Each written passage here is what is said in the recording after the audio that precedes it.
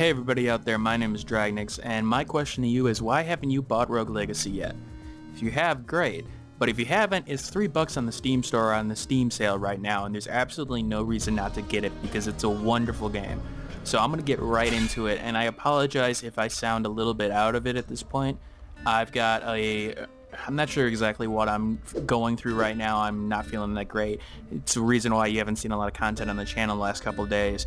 But I'm going to try to get over it through this at this point. So the roguelike mechanic is that you are the heir to whatever the last attempt was. So I was just playing as Sir Cowan. Your title is determined on how well you did. So I was the determined paladin. Again, I did all right, but I wasn't that great. So I can choose of one of 3 heirs, and each of them have a class and a special ability, or traits. So, for example, I could choose Sir Jacoby, the Knave. He's a risky hero. He's more like a rogue. He's got low stats, but he can have critical strikes. He's permaroided, meaning that his attacks knock enemies further, so he will actually knock them back a lot more. He's got a spell.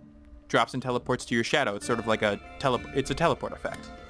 Or I can be Sir Grey the Paladin. He's a Paladin's standard. It's a main class in terms of, everything is even across the board. I have PAD disease, and I'll show you that because I'm going to play as him, and I've got a giant axe. Or I could play as Lady Shanoa, the Knave. She's a dwarfism, so she's a little bit smaller than other characters. But I'm going to play as Sir Grey the Paladin.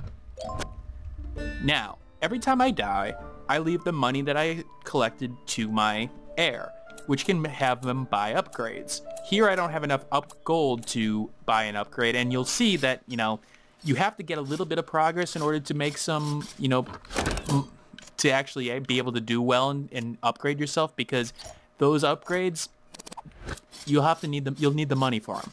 Because if I go to Charon here, in order to enter the castle to continue my quest, I have to give him pretty much all my money. There are skills that'll let me get around that later on in terms of, percentages of it, but early on, I got to give him it all. So I want to collect as much money in a run as possible. Now, sometimes you'll have to make a decision. Do I want to try to, take a boss out or get further on this run? Or do I want to, get further, or do I just want to go for gold and hope that, I get enough gold for another upgrade later on? It's up to you. So, alright, enemies. You got a lot of enemy types in here. They will change up. And let's see, you got the knight there. You got that ball there that's I don't want to hit at this point. Health and magic in the corner there. And I will show you those in a bit. So, health. Obviously, take a hit, I lose health. I can regain it with food, although food will be in like chandeliers or pots or anything like that. Like there. There we go. I recovered some health. Magic. I have an axe. Very Castlevania-esque. So every time I use my axe, I will give up a little bit of magic points there. I can find potions, and there's certain classes that can regain skills in terms of magic and equipment as well. So my job is to get as further into the castle as I can, either taking out the bosses, which once you take out all 4 bosses, that you will be able to defeat the castle at that point by facing the last boss. And actually I picked up the scythe. So now I have a new spell, Scythe, which is, there we go. Ow. Okay, so my job here is to get as further along in the castle as possible.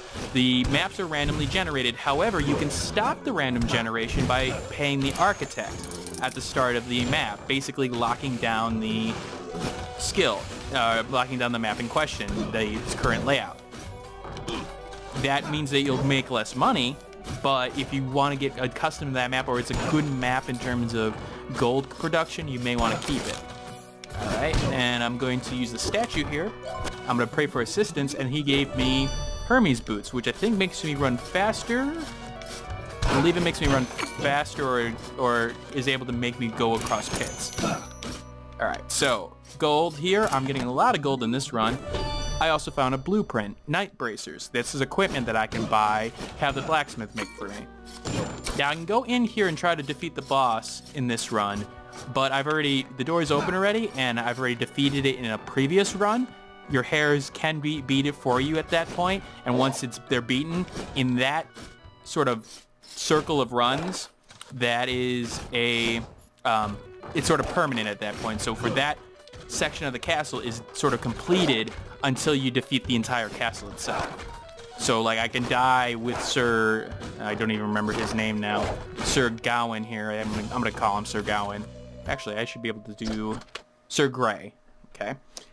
So I can play with Sir Grey, defeat the second boss, and then for like, let's say Lady Ganiva will have that ability to not have to beat that second boss the next time around. Alright, this is a tricky part because I don't like these sections because those platforms can be a little bit tricky with the down A attack.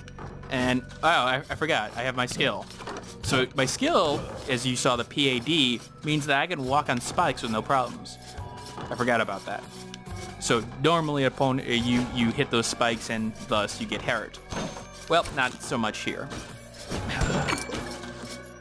Alright, so now I've entered the second part of the castle, the forest. And I'm going to use my paladin skill there. Paladins, you can use that shield to guard themselves. Alright, down we go. Nope. So, in order to make progress in the game, you always got to be looking for gold to upgrade your skills and for the next one, and you always want to be trying to make progress into the next boss area. So this is the second boss area. Good job, enemy. Make your way into the second boss area, see if you can take him on. If you can't, then maybe just spend a run or two trying to gain gold so that you can fight the boss the next time around. Sort of give up that air and be like, okay, you're going to be only worrying for gold, which there are classes that are better suited for that, like the miner, for example, who makes more gold per coin he finds. Alright, let's see. Yep, a lot of gold there. Obviously you want to go for treasure chest, and you see in the map in the right hand corner it's showing me, hey, there's some treasure down there, you probably want to go grab that. Oop. And there you go. Now, health is sort of a commodity here. You will find health in the wall, or in the, like, boxes and things like that, but it is reasonably rare, and so you gotta be careful in terms of taking hits. Alright, I am gonna go back that way. Up I go. Okay, I can try to defeat the second boss here. I'm not sure if I want to try. Might need level 9.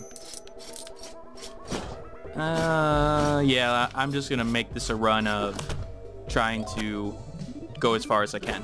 Oh, compass. So the compass should tell me where certain bosses are, I believe, or where my next objective should be, as this game is a little bit more freeform than others.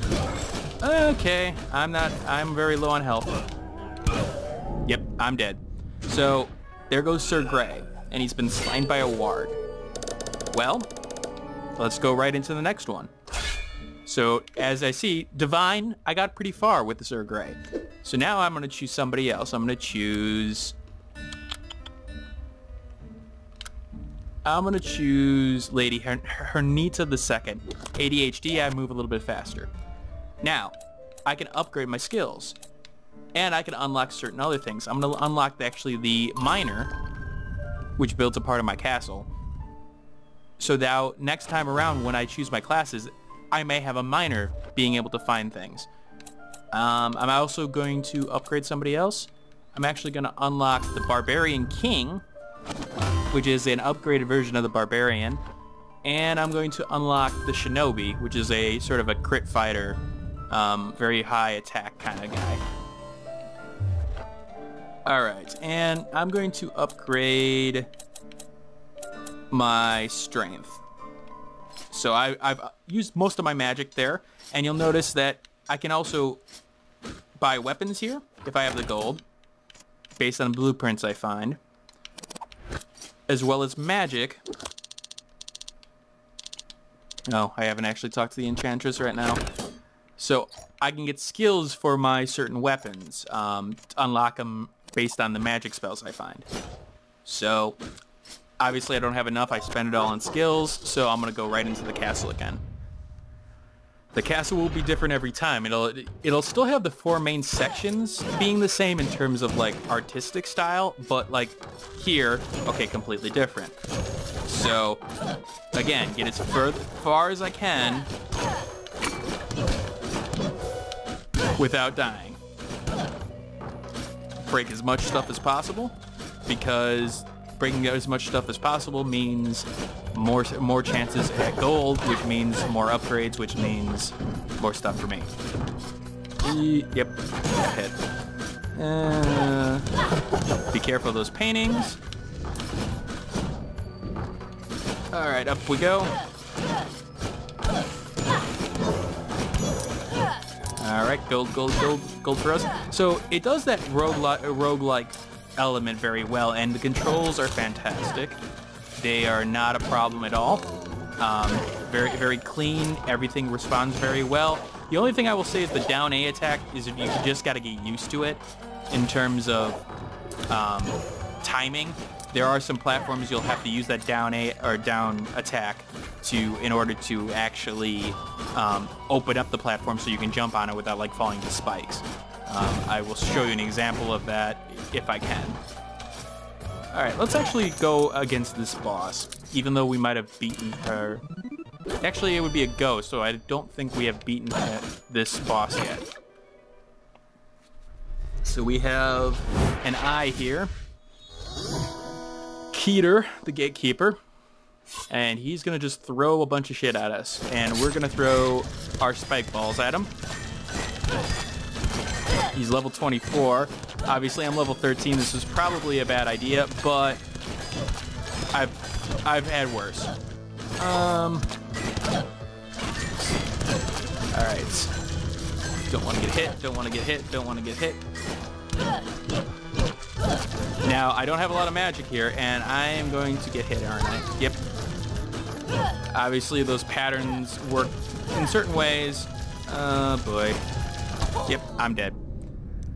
Well, I hope this gives you an idea of Rogue Legacy, and I'm sorry this is going to be a short video because obviously I'm not feeling that great, but I want to highlight this game as much as I can at this point. So again, Rogue Legacy, it's $3 on the Steam store right now, guys. There's absolutely no reason not to get it. It's fun. You'll spend hours on it. This is Dragnix signing out, and I hope you have a wonderful day. Hey, thanks for watching. If you have a chance, leave some feedback and comments below. If you liked the video, hit that like button. And if you want more content like this, hit that subscribe button. This is Dragnix signing off, hoping that gaming brings as much fun to you as it does for me.